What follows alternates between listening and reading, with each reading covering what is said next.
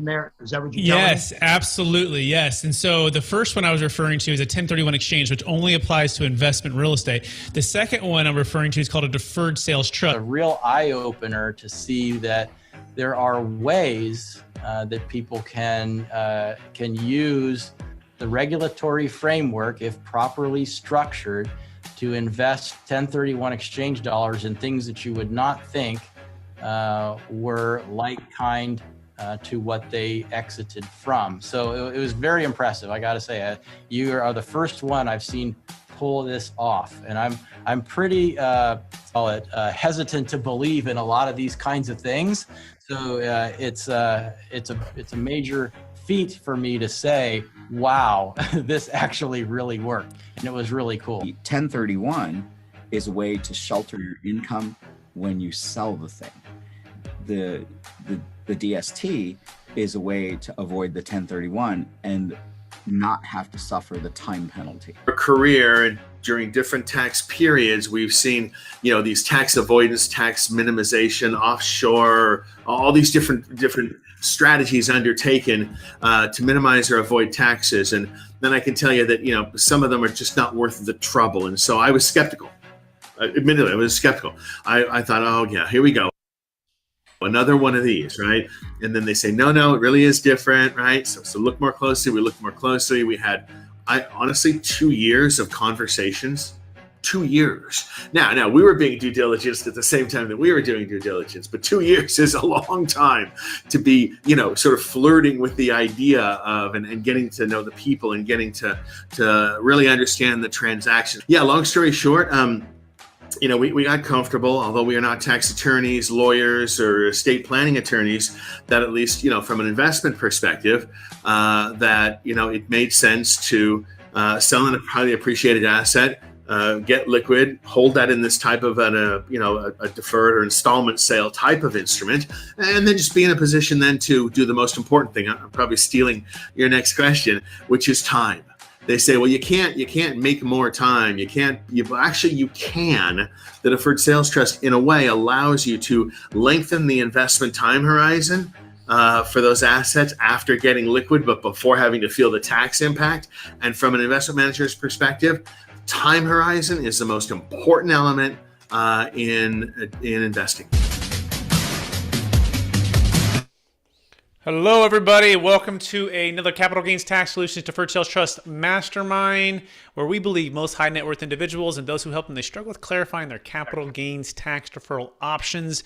Not having a clear plan is the enemy, and using a proven tax deferral strategy such as the Deferred Sales Trust to help your clients and or yourself exit highly appreciated primary homes, businesses, cryptocurrency, defer hundreds of thousands to millions of dollars of tax is an amazing way to create and preserve more wealth. As well, to be thinking about something called tax flow versus cash flow. Now, most of us are taught it's all about cash flow. It's all about cash flow. Well, it's more and more and more important about more and more these days about tax flow, because taxes are going up and highly appreciated assets are ready to sell, and we're in a potentially very transitionary market, from a bull market to potentially a recession. We'll see what happens here, or at least a shift. And so if you're going to exit something that you've built for many years, 10, 20, 30 years, and blood, sweat, and tears, and you've invested and you've built, and you have this huge capital gains tax, somewhere between 25 and 50% of your gain, and that's including depreciation recapture, you want to have something that's going to help you to defer that, to grow that. It's the same reason you might do a 1031 exchange. You might have an IRA or a 401k, or do some cost segregation, or look at what's called opportunity zones. These are all tax incentives that encourage us to do what the government wants us to do, which is to invest into the economy, to grow business and venture, which creates more jobs, which therefore creates more tax revenue. So the deferred sales trust is just one of those secrets that most people just don't know about. May have heard about it, but don't know how to do it. And so we're here to try to make it very simple and to answer your questions, to talk about a live deal of that we just closed, usually about one per week. And I'm not by myself. I unfortunately am able to be joined by who I call the CPA Whisperer. He's a financial advisor. He served our country in the military. He's amazing. He is the one and only Jake Miller. Jake, how are we doing today? Doing very well, Brett. Happy to be here calling in from Mexico City. and just helping people do a lot of great things. So I'm glad that the internet's working here in this fabulous hotel, and I'm able to join. You sound loud and clear and crisp, and I love that too. So, Jake, I said the vision a little bit, but I think it's great to hear it from your perspective. So, give us a little bit of take on what the vision is here, as well as kind of what we're seeing right now with the economy. Absolutely. So, first and foremost, with the vision, when individuals have highly appreciated assets, meaning that they've been successful at something already, they've got a business, they purchased real estate, they were in crypto, whatever it might be. If it's a highly appreciated asset and now's the right time to sell, let's not let taxes be the obstacle that gets in the way. And so with the Deferred Sales Trust, we can help people do that. And it's an efficiency strategy. We're deferring it down the road. We're putting control of timing back in your hands so that you can decide when to recognize that transaction as a taxable event. And you can strategize with other strategies to combine and not only defer it now, but possibly offset it completely later. This is some of the magic that Brett and I work with people to accomplish. I call it magic. I mean, it's sometimes simple math, sometimes it's just simple law. And fortunately enough, we have really brilliant CPAs, tax attorneys, even we've been speaking with some legislators, all the above, just to make sure that we're always bringing the very best to our clients. As far as the market, or as far as kind of like an economic update, we've got a lot of exciting things going on. And when I say exciting, for some people, it's very detrimental. Individuals that have had their money in, let's say, what Fidelity calls the red zone, or the red period. Essentially 5 years before retirement or 5 years right after they've retired, when it's most critical or most detrimental that there's a big shift in the market for their holdings. But for everybody else, this is a huge opportunity. Be able to buy at discount and be able to dollar cost average in, and for being able to take advantage of where certain doors are closing and others are open. Whenever there's a big change in the economy, the market, what have you, there's opportunities for those people who lie in wait and who are prepared and ready. And again, with the Deferred Sales Trust, that's what we help people do. They are no longer being controlled by arbitrary timeframes, but they have the power of timing back in their hands. And we do what I call opportunity investing in liquid assets until that true opportunity, whether it's a piece of real estate, whether it's another business venture, comes along and the timing can be right. They don't have to work through arbitrary time restrictions like people do with 1031s and things of that nature. Amazing. Who does this work for? It works for anybody who has a highly appreciated primary home, business, real estate, LLC, C Corp, S Corp, at least $1 million net proceeds and $1 million gain, right? So you need to have a big enough transaction to qualify. Why? Because you got to have a big enough pain to hire us to help to close the deals. And we want to make sure that it's equitable. The fees are somewhere around 1.5% to close it one time, and about 1.5% to 2% on a recurring basis. Just depends on how and where the funds are invested. And so we want to make sure that gain is big enough to substitute or justify a tax liability deferral. Again, about 25 to 50% of that gain is taxable. And so a couple deal stories to kind of give you an idea what that looks like. We had a deal that was in Palo Alto. It was an $8.3 million primary home. This is a luxury property right on University Avenue. Beautiful property. My client bought it for about $6 million, or he bought it for about $5 million, put about $1 million into it. Had it for many years. All the kids have grown. They're out of the house, and he's in this huge house that's highly appreciated, up to $8.3 million. And he's going, man, I wish I could sell, but I'm going to hit this tax. And the tax was around about $800,000 for state, federal, for California. No Obamacare because it was a primary home. So he had this huge tax, and he also had a big debt, and the debt was about $6 million as well. So he's looking at this situation where after he sells and pays commissions and pays tax, he's like, it doesn't make any sense, but I need to sell and I want to retire and I want to downsize. And the agent wanted to sell the property for them and get the commission, and on it goes. Well, enter our team. We were able to sit down with him, really clarify his vision for his wealth. which is really step one about looking at the deferred sales trust. If you're thinking about this for yourself, like why is it that you're selling? What's the motivation for what you're selling? What does that enable you to do if you could sell? What could the cash flow off of the trust or the next investment mean for you and your family? How does it help in your overall mission, goals, and values for your financial plan? And so that's really step one. So he clarified that, and part of that was, hey, I want to move out of California, and he did this a couple of years ago before even the mass exodus that's happening with a lot of Californians. So he did a little bit early. He wanted to move to Nevada, and so that was his vision, closer to family. And so that's what he did. We sold, deferred all the tax, paid off all of his debt. The realtor is happy. They got paid. Escrow is happy. We're happy. Government's happy too, because guess what? He's getting payments from the trust, and of which he's paying tax as he receives it, but he's still deferring the vast majority of the gain. And so it's a win-win for everybody. So it works for primary homes. We also did, Jake and I, a recent deal for a cryptocurrency deal. It was a client of ours. She worked for a big tech company out of Silicon Valley. She had $50,000 of basically investment in Bitcoin, and it went to 50 million. That's when Bitcoin was at 54,000 a coin, which kind of leads into what Jake was talking about, optimal timing. And that's part of the values that we practice here at Capital Gains Tax Solutions. And that has to do with where and how the funds can be invested, and we can do it slowly as it makes sense, right? Not having to force a 45-day window to identify, 180 days to close. And so for her, she was able to exit 5 million at 54,000 a coin. As we know, Bitcoin has dropped below 20,000 a coin, right? So essentially, Jake, that if I do the math right, Jake, help me with this. At 54,000 a coin, at 5 million, at 20,000 a coin, would that be about 1.5? Is that or would that be about 2.5? Yeah, I guess it'd be a little bit more than 50% drop, right? Because 25,000 would be 50, so it'd be about 60% drop. So essentially, we help her defer about 2 million of tax. Not only that, her vision was to start a company. She's very entrepreneurial, and she wanted to start a company, a tech company, with her college roommate. And so the deferred sales trust is more than just a financial instrument. It's a transformational way to do the next business venture. So Jake, any thoughts on that? No, I mean, again, had she had to pay the tax, had she had to be subject to arbitrary timeframes, it wouldn't have been a deal anymore. It wouldn't have worked the way that it did.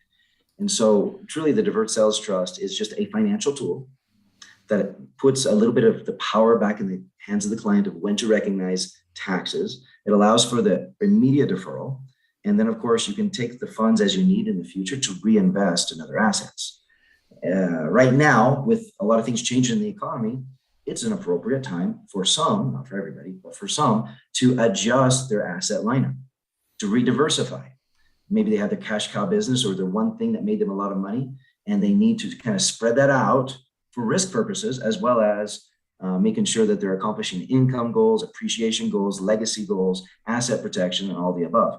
The Deferred Sales Trust has been very instrumental in helping us with a lot of our clients as a keystone financial tool amongst other strategies. Fantastic. And some people ask, Jake, it seems like it's too good to be true. I mean, I feel like my CPA would have heard about it. I saw this notice that was sent out from the California Franchise Tax Board that said, hey, qualified intermediaries, make sure you're withholding.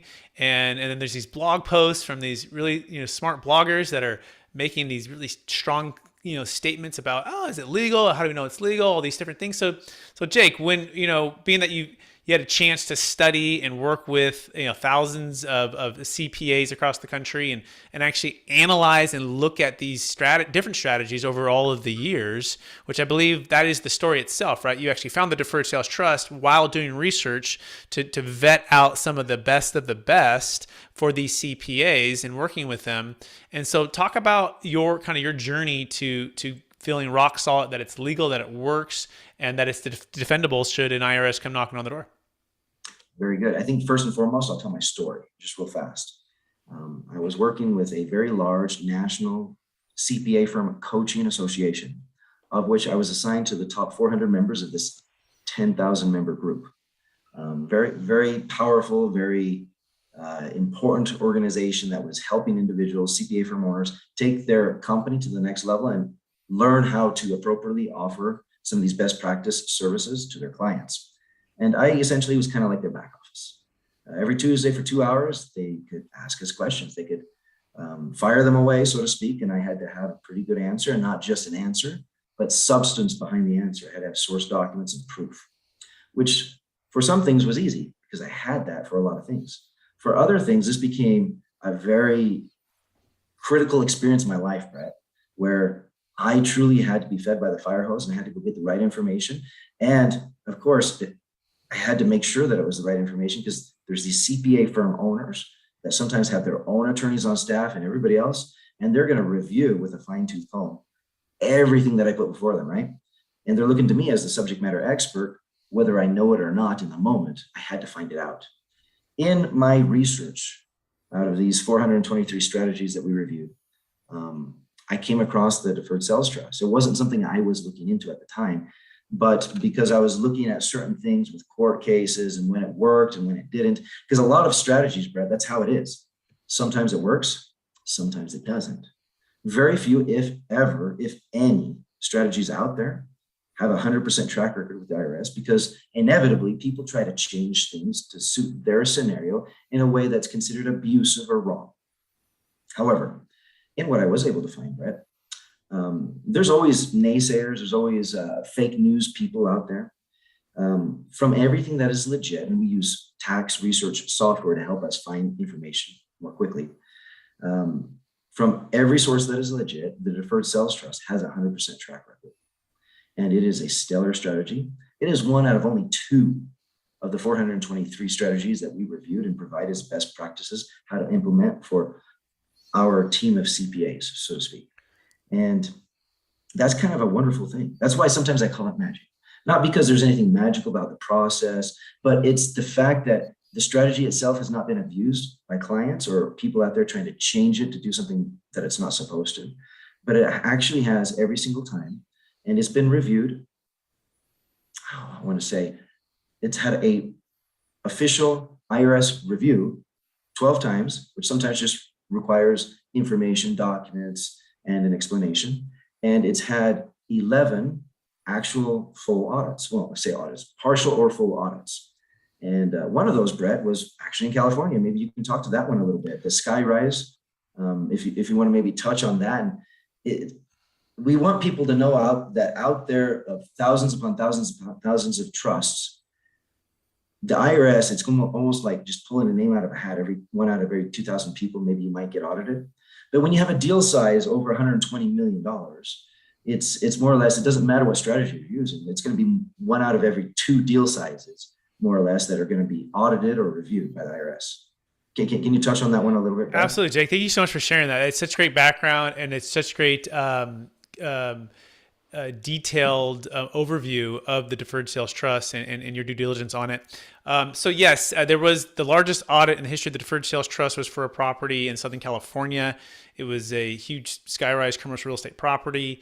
And they did a audit, and it's in the state of California, right? And it was no change, no findings, which is really, really remarkable. Like, for example, if anyone on this call, if we were to get an audit right now, there might be a receipt that we have missing for an expense. We might have, have an accounting error. We might have done something where there could be a change on that. We might owe a little bit back, or perhaps we get some a little bit back to us. Just there's going to be changes, but the actual transactions, and there's been over a dozen no change IRS individual audits for cases that were no trigger audits, weren't triggered by the Deferred Sales Trust, but the deal sizes and the client transactions do at times like this one created an opportunity, of course, for the IRS to take a look at it. And there's nothing to hide there. We showed it, no change, no problems. Now, there's also been additional formal audits, okay? Formal audits, third party, CPA, large CPA firms, tens of thousands of tax returns, third party. Jake and I just had a deal where a client said, hey, you guys all this sounds amazing, but everyone who's saying it is on the inside. Let me go find someone on the outside. Right? Find whoever you like. And he found independently from us, had never heard of it, a former IRS attorney, our agent who became a tax attorney, who actually writes what's called opinion letters for individual clients on certain strategies to help provide some insight and some protection, right? So this gentleman, he actually is in California, Southern California as well. and he did a 3-month due diligence, signed the NDA, went through it all, and guess what? Gave him the green light. This is as of about 30 days ago after his extensive due diligence. And so we can provide that person's name so you can talk to them. So all that being said, our goal with that is to try to help people overcome the false belief of this sounds too good to be true.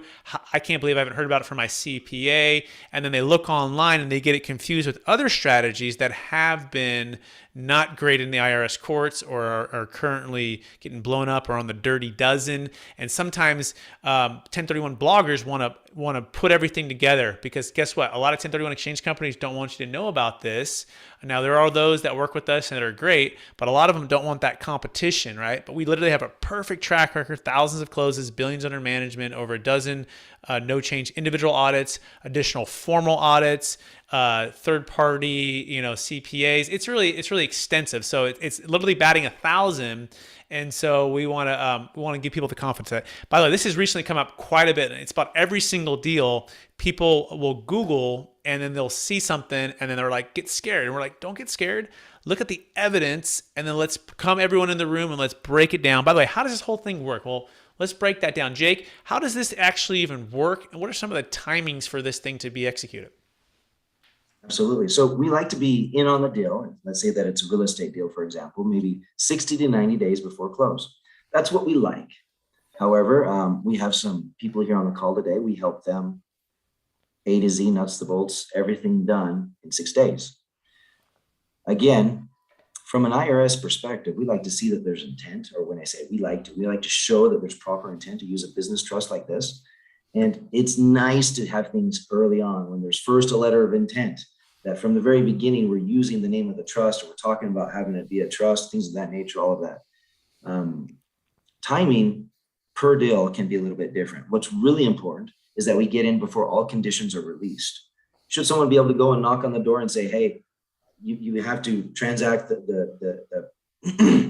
you have to process the transaction now, exchange the property for what's being sold, etc. And there's nothing that can be done to stop it, and we're too late.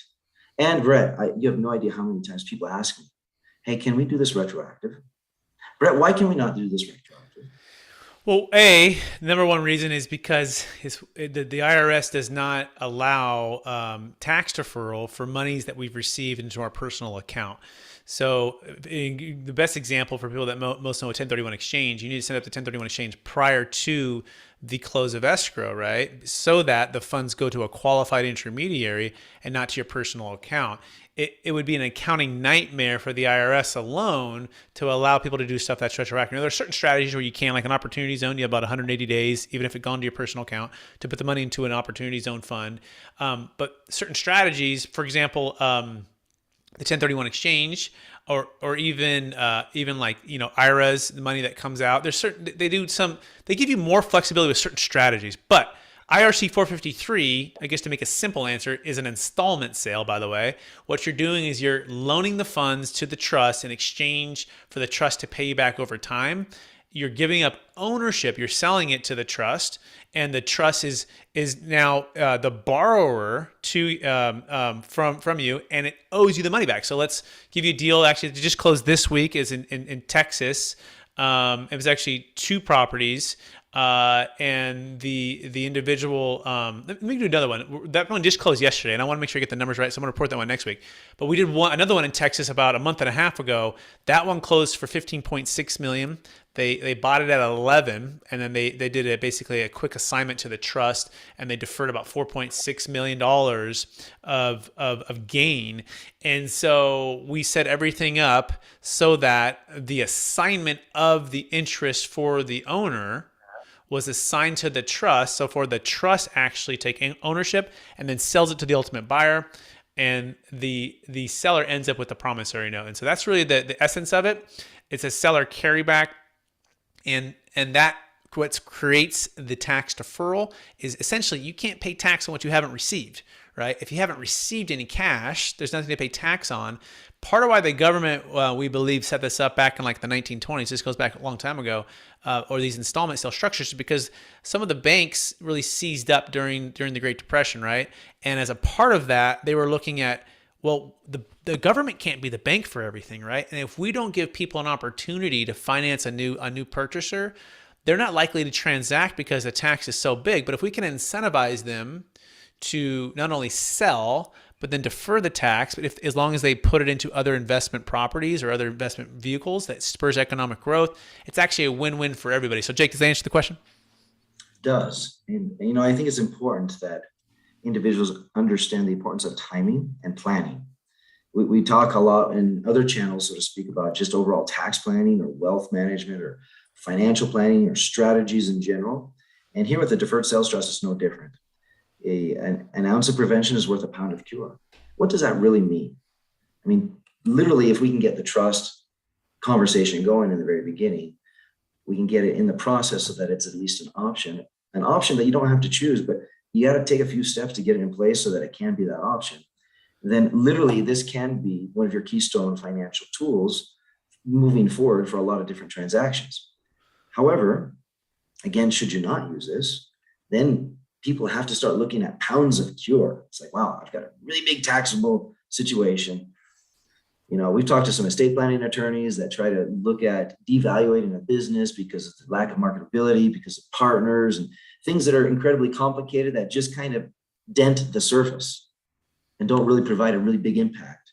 And again, that's my definition of, or my example of pound of cure versus ounce of prevention, and how the ounce of prevention early on with the DST can make perhaps one of the most significant differences in your overall ability to reinvest the gross proceeds of those assets, as well as to grow your overall net worth without having to chop off parts of your assets every time that you have a transaction. Absolutely. And let me cover a couple things you can do, by the way. You can invest in just about anything: stocks, bonds, mutual funds. You can dollar cost average. You can buy insurance. You can buy commercial real estate. It can be passive or active. You can put it back into cryptocurrency. You can start a new business venture. You can do ground up development with the money. It can separate partnerships. So each partner can have their own trust and go their separate way. It can move funds outside of your taxable estate, which eliminates kind of what Jake is saying there.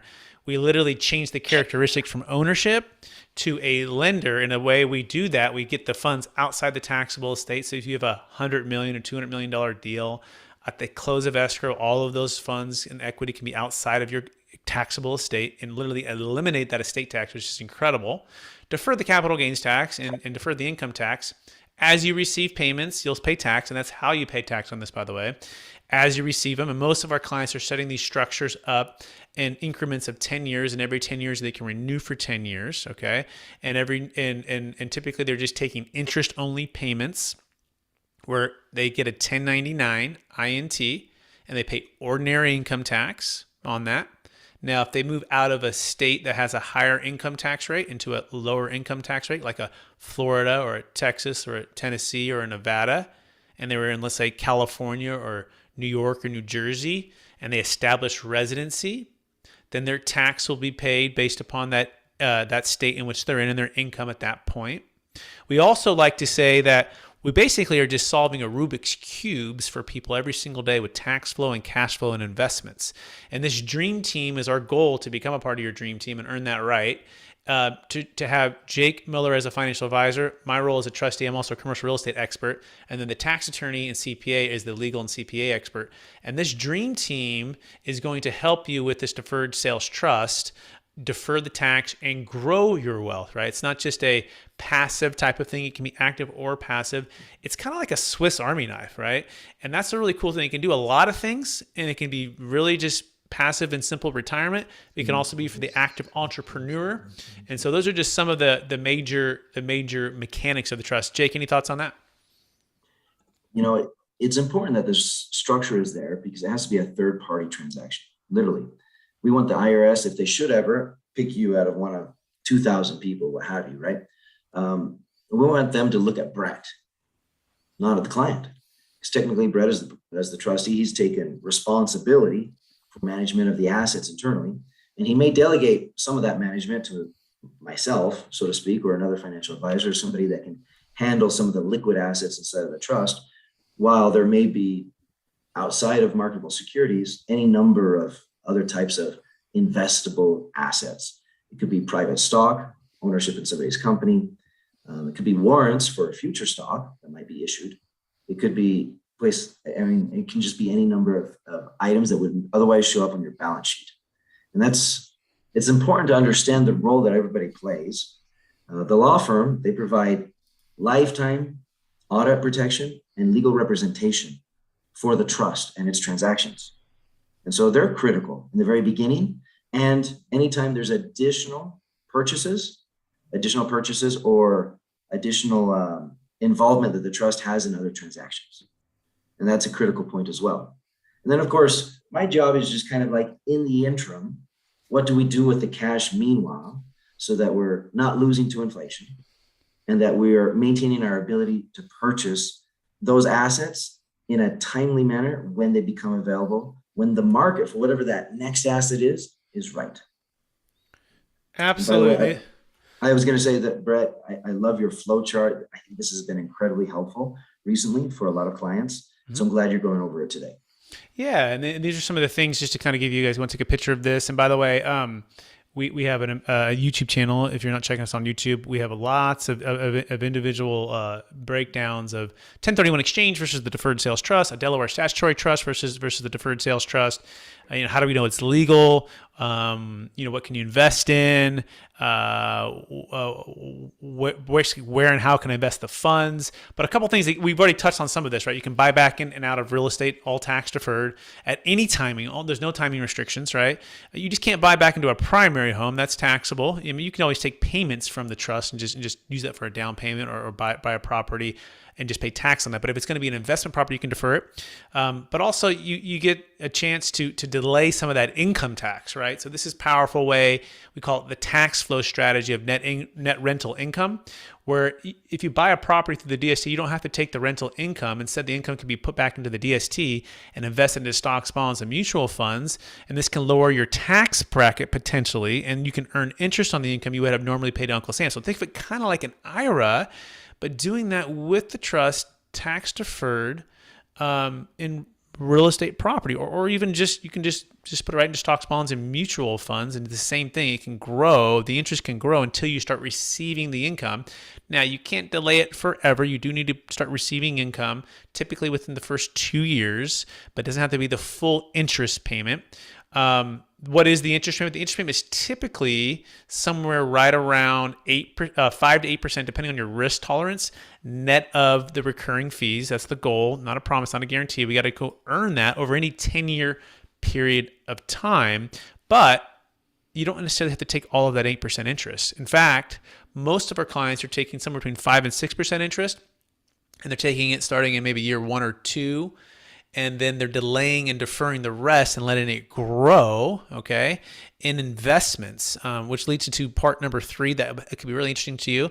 And this is partnership interest, right? So part of the challenge with the 1031 exchange is the whole entity must remain together, whereas with the deferred sales trust, not the case. In fact, we just did a deal in San Diego, $13 million car wash sale. They bought it for about $4 million, or actually built it for $4 million, and then sold it for 13, and they had 4 partners, and they wanted to go their separate way, but they didn't want to do 1031 exchanges. Part of why is because they want to go buy land for $500,000 and put a $3.5 million property on there, build a business, and sell it over again. They don't want to buy something for 13 million. That doesn't make any sense. They want to add value and grow, and so 3 of the 4 actually decided to use the deferred sales trust. The 4th one just paid their tax. So it can separate the partner's interest. It can separate their equity into their each individual trust. And they can also partner in the future too if they want to. And the one that's I think super, super amazing is it's a 1031 exchange alternative or rescue, right? So if you ever get that feeling in your gut, you're like, oh my gosh, I'm about to have to overpay for a property. You never have to feel that again. In fact, we've saved numerous 1031 exchanges this year alone. It can also be a partial 1031 exchange or a partial Delaware. Sometimes the deferred sales trust doesn't solve every problem, like mortgage over basis, and we might need to use what's called a Delaware statutory trust, or I like to call it a Delaware 1031. And as a partial amount of the equity that's trading, the other amount will be the deferred sales trust to give you all the entrepreneurial freedom and liquidity and diversification, right? But we can save a failing 1031 exchange. Here's the key. You want to make sure you get with us to work with qualified intermediaries that are your friend or are friendly to the deferred sales trust, know how to work with us and how to execute on this, and not a group that doesn't know about it, or they know about it and they don't want you to know about it and they will not cooperate. And that's where it's kind of like going to the big bank. You go to like a big Wells Fargo and they just say no to everything. You're like, well, why am I doing business with you? I might as well go to like a local credit union or someone who's more flexible, and then you can do stuff. Well, that's like the qualified intermediaries that we work with. They're very entrepreneurial. They're very client focused on being able to offer all Delaware statutory trust, 1031 exchanges, and the deferred sales trust. Okay, moving on. We already talked about liquidity and diversification. That's so important, but you can convert highly appreciated single assets with all of your equity into a diversified portfolio of liquid investments that are investment grade, right?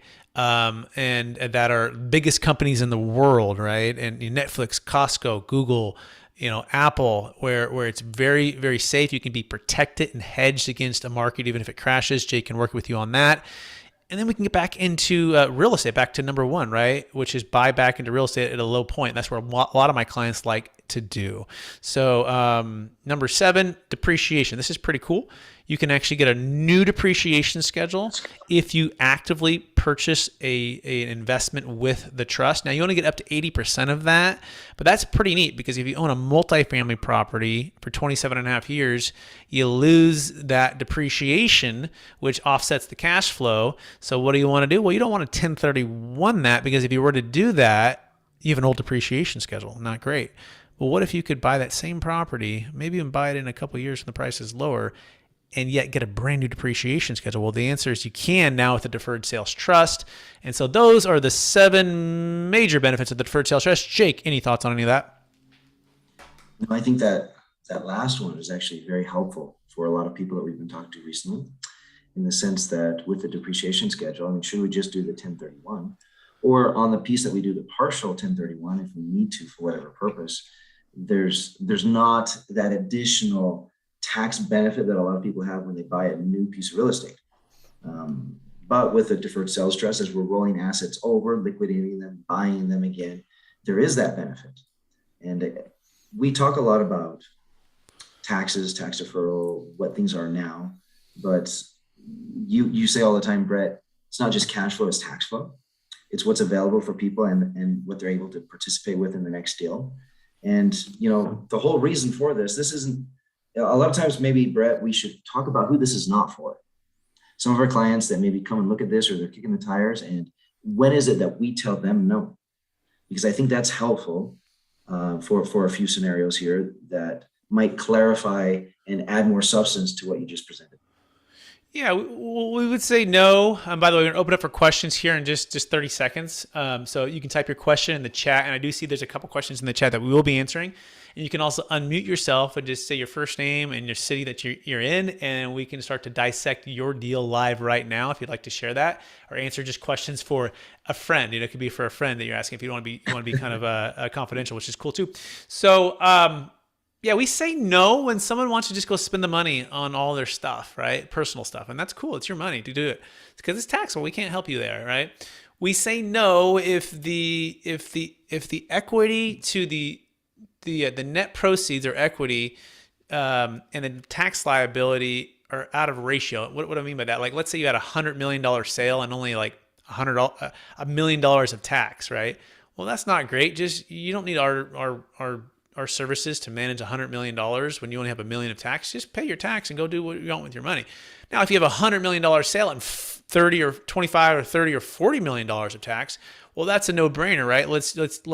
You could pay a huge percentage, or the trust, let me put it like this way, the trust can pay a huge percentage, and the government's interest on the money that you owe it and your money combined, hopefully we out earn the fees, right? And past performance on a prediction of future results, but over any 10-year period of time, we've be able to do pretty well.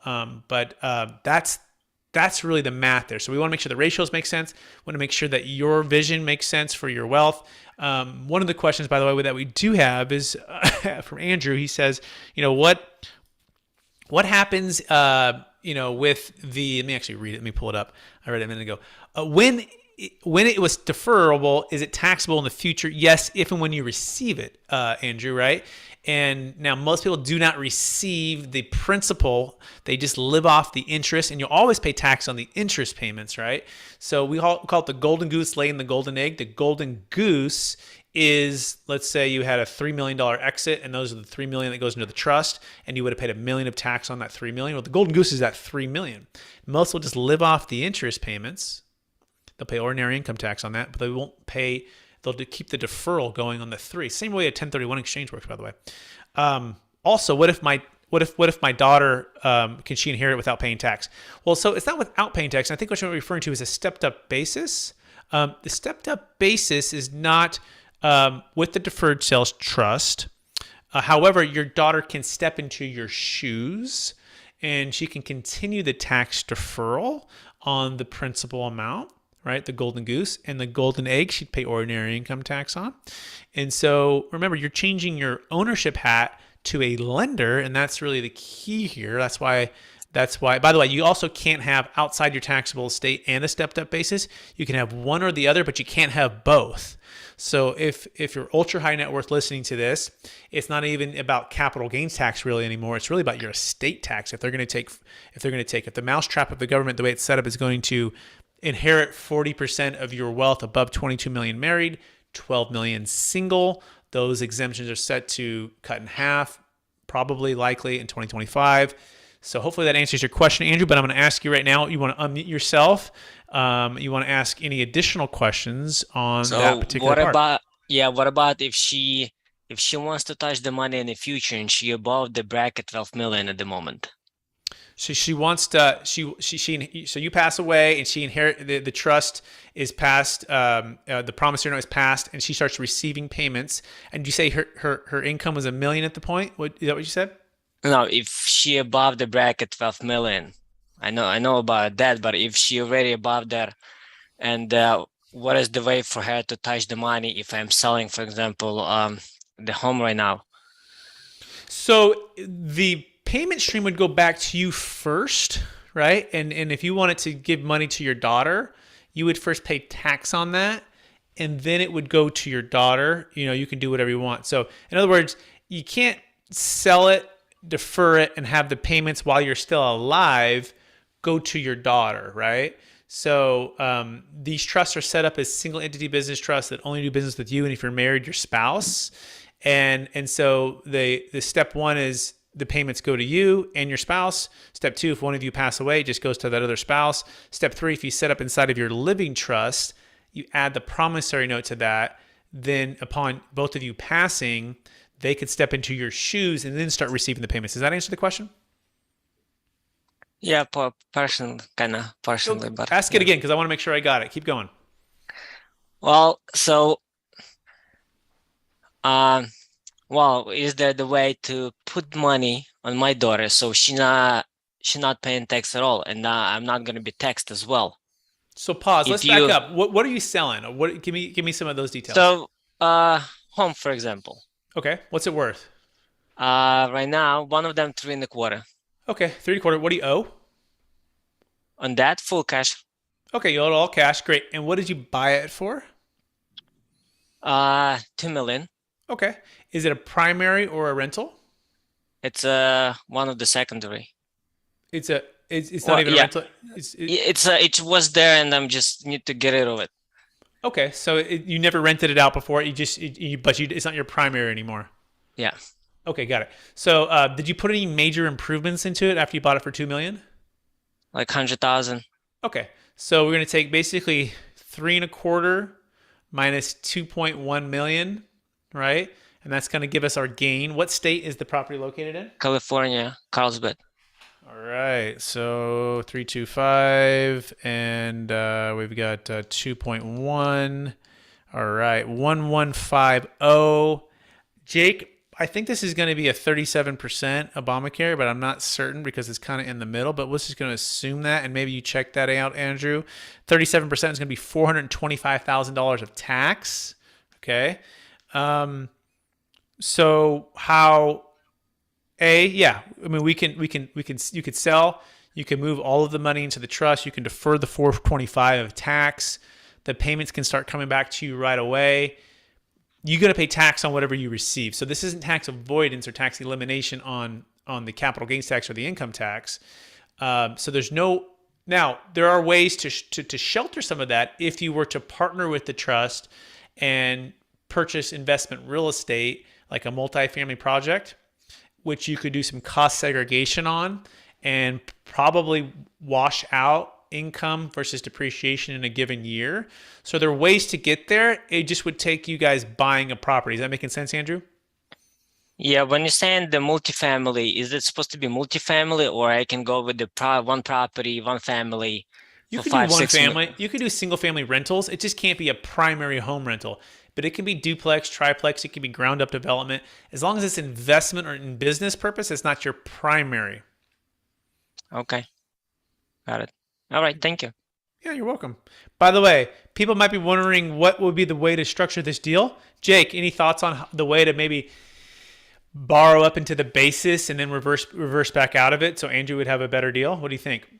Absolutely. No, I think that would be the most recommended thing to do. That way, give him a greater amount of liquidity. You want to explain that so people know what we're talking about here? Because they might have missed it. Yeah. So if this is his personal home, borrow up into the It's basis. not a personal. It's a side home, but his basis is $2 million. Even if it was a rental, right? It's $2 million. 2.1. So in this scenario, you could try to get the liquidity out, borrow up to what you have in basis there. So get your 2 million, your 2,100,000, whatever out of it, that right. And then you can do a number of different things at that point with the sale of a home.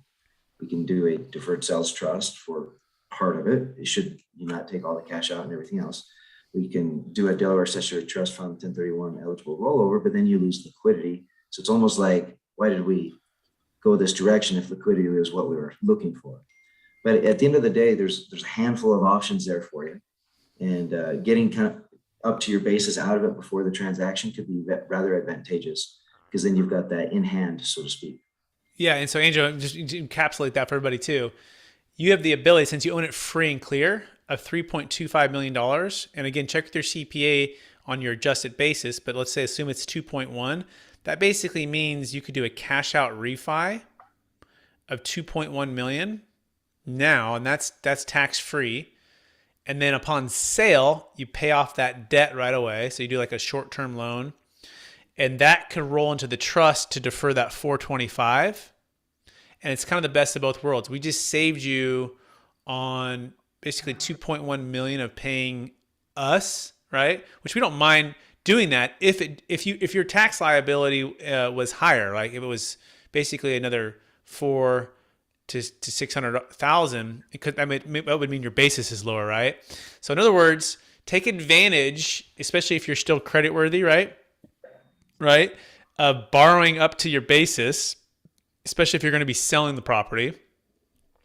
Then we do the deferred sales trust to defer the remainder. So the basically the 1.15 would go into the trust, and that means you only have to pay fees on 1.15. Did you see that, Andrew? Is that making sense? Any questions there? Yeah. Because originally I was thinking before just 1031, but well, I sold another property for 2 million, and what's come up, I want to buy something for 5, but I want to do the 1031 kind of with the buyback, so I can put in my 3 million up front. So it's kind of risky. So I was kind of looking for something. Yeah, and by the way, if you find the deal that makes sense, we'll give you a high five on the 1031, man. You found the needle in the haystack. I just sold a deal up here for 3.3 cap for a client. It's 48 units, 7.7 million.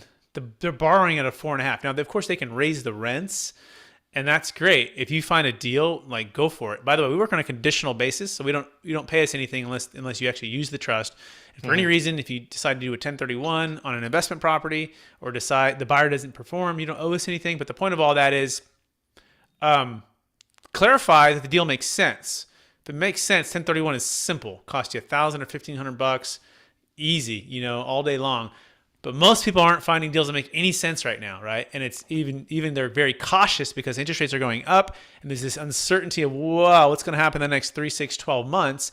And this is why the deferred sales trust is perfect, because you can sell high, defer the tax, get on the sidelines, pay off your debt if you had any debt, and just be patient with your powder being dry. You can literally just sit in the bank and just wait and just be like, when are these deals going to come up? Because I can promise you in the next 12 to 24 months, there will be investment real estate foreclosures for people who overpaid, took on too much debt, and probably did a 1031 into the property, and the cash flow made 0 cents. Is that resonating with you, Andrew? Or what do you think about that?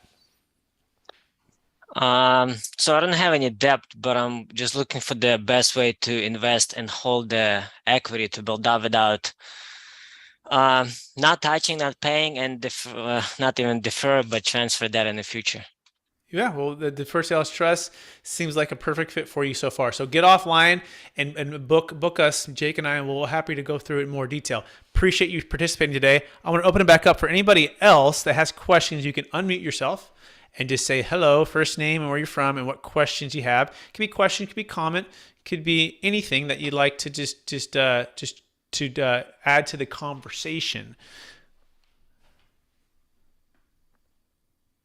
It's like Marty had a question here. Marty, you still there? So Micah had a question too. Are Micah or Marty there? You want to ask your question? If not, I can just read it. But okay.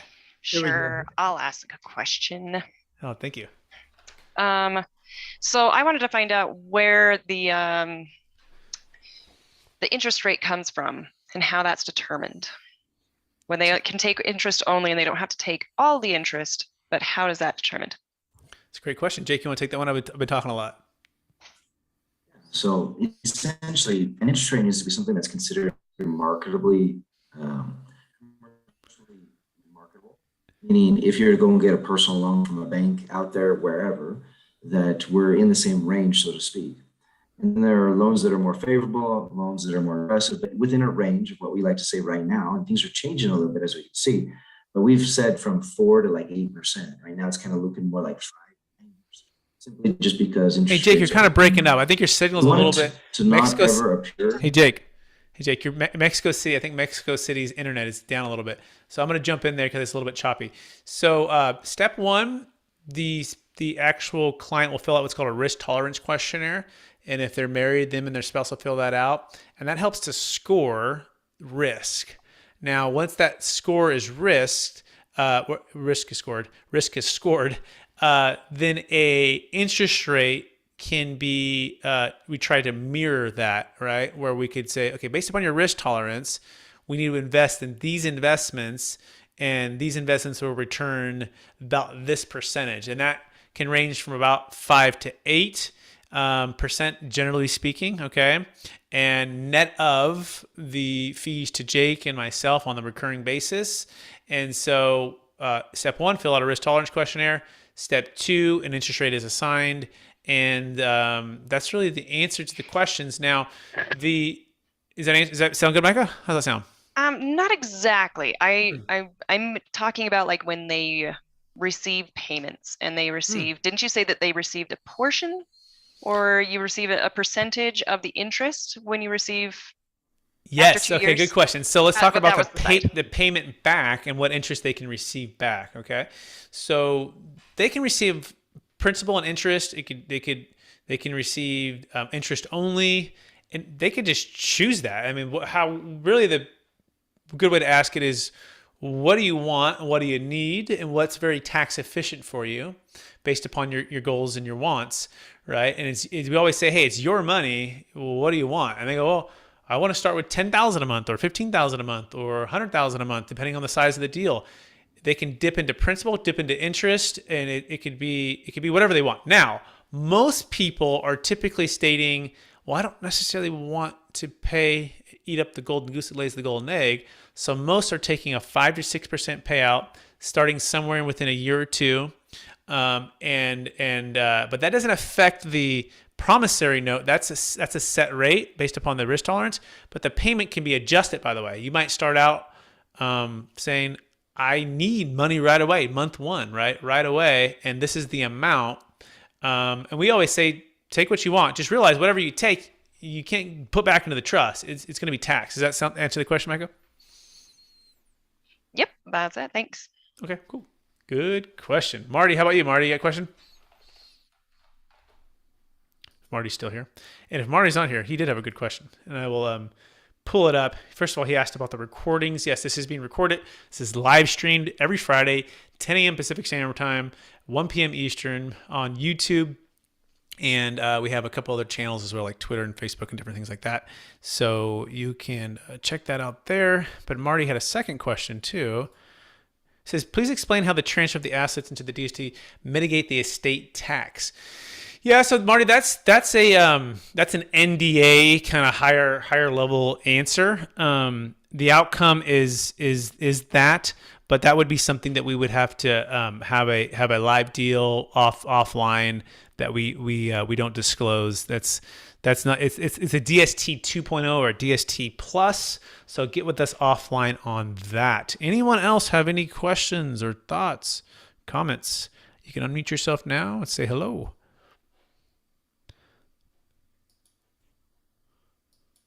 What we got here? See the gallery. I'm gonna start pulling up people. We got Rebecca. We got Brennan. We got Shane. We got Alejandra. I butchered that. Alejandra Rodriguez. We got Maria. We got Timothy. Anybody else? Even Andrew. Andrew can come back in. We got a few minutes if Andrew has more. If not, just give a thumbs up that you're good. Okay, he's good. All right, Jake, anything else? I mean, if people want to get in touch with you, Jake, right now, where can they find you? Yeah, so we have a new website. It's strategictaxsolutions.com, strategictaxsolutions.com. We also have an 800 number that they can call. Carly at the receptionist, she can coordinate something with us, and that's at 1-800-773-1848. Amazing. And I want to thank everyone for listening to another mastermind or attending or participating in the Capital Gains Tax Solution Deferred Sales Trust Mastermind. If we can be of service to you to clarify your exit plan, connect you with an amazing broker to help you sell the asset, to strategize how to invest the assets, and obviously to execute and be the Deferred Sales Trust trustee with you day to day, hour to hour, to execute this and ongoing service for you. We would love the opportunity to serve you. You can go to capitalgainstaxsolutions.com. That's capitalgainstaxsolutions.com. By the way, look for the new book that's coming out. This is called The Building a Tax Deferred Exit Strategy. It's coming out soon. We have the Jake Miller you just heard from in the book. We have people like Kevin Harrington from Shark Tank, and I got a few chapters in there as well. We'd love for you to pick that up on Amazon. Coming out here shortly. You can go to capitalgainstaxsolutions.com and then look for the book drop in about 30 days. Appreciate everyone out there. Please rate, review, subscribe. Please share this with somebody it can inspire and literally change their life because they're not having to pay tax right away. They're able to defer it and or eliminate the estate tax. We appreciate everyone out there. Talk to you again real soon. Bye, everybody.